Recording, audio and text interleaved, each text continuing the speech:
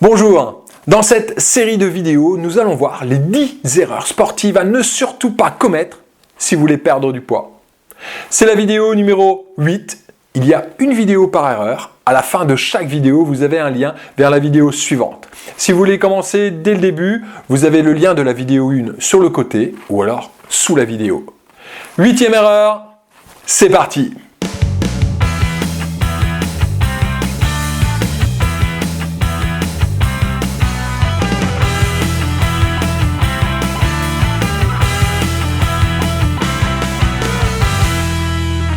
Bonjour, je suis Fabien, entraîneur personnel et préparateur physique.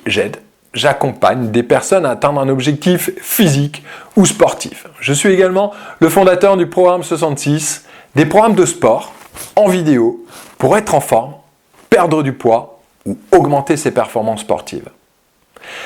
Les miracles n'existent pas. La perte de poids facile n'existe pas non plus. Il faut être régulier dans son entraînement et être patient, car cela peut prendre plusieurs mois, parfois 1 ou 2 ans. Votre défi doit être de toujours garder la motivation. Voici votre défi numéro 1, respectez votre planning.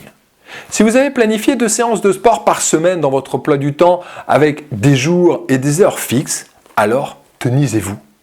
Mettez une croix dès que vous avez fait une séance.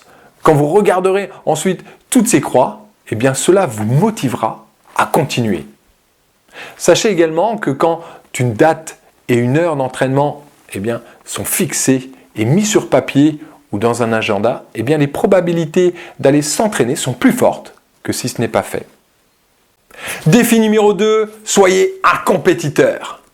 Faire la compétition, par exemple, un maximum de squats en 1 minute avec ses amis ou d'autres sportifs est un bon moyen de rendre la séance ludique. Personnellement, quand je joue au squash, même si c'est pour m'amuser ou brûler des calories, je veux toujours gagner. En musculation ou en course à pied, c'est la même chose. J'essaye de faire toujours mieux que mon partenaire ou alors de battre mes propres records.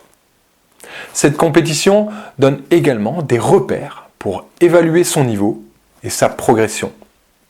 Dans les séances du programme 66 avec haltères, je note mes charges et le nombre de répétitions. Au fil des séances, j'essaie toujours d'augmenter un de ces 2 paramètres, la charge ou le nombre de répétitions. Dans une des séances du programme 66 cardio, il y a une séance où il faut effectuer un maximum de répétitions en moins d'1 minute. Pendant toute la séance, c'est mon défi, effectuer toujours le même nombre de répétitions et cela pendant 10 minutes. Dans un des programmes d'entraînement en intervalle, je cours en faisant des allers-retours entre 2 steps. Si je touche 10 fois les steps en 30 secondes, j'essaye de garder toujours le même rythme dans toute la séance. Il est donc essentiel de prendre des notes concernant son entraînement si vous voulez mettre un défi motivant dans vos séances. Défi numéro 3, lancez-vous des petits objectifs.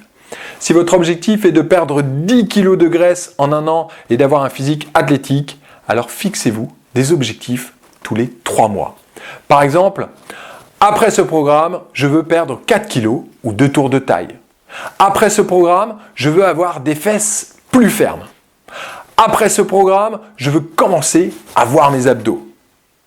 Je veux faire 5 km en moins de 45 minutes.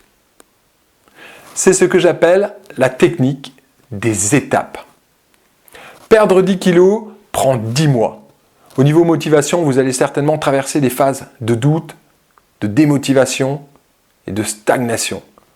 Se fixer des petits objectifs permet d'avancer petit à petit avec des résultats plus accessibles et plus rapidement atteints dans le temps.